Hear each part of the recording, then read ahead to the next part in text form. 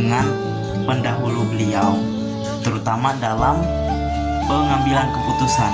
Akan tetapi hal tersebut justru menjadi kesan tersendiri bagi kaum muslimin pada umumnya, dan begitu pula umat yang lain.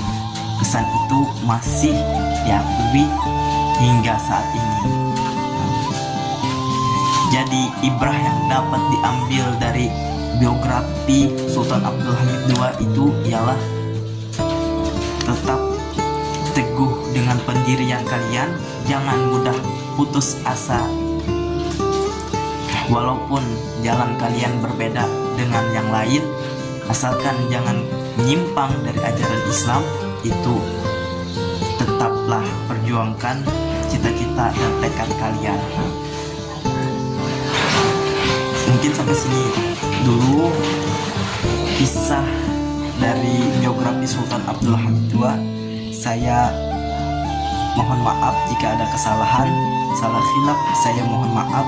Assalamualaikum warahmatullahi wabarakatuh.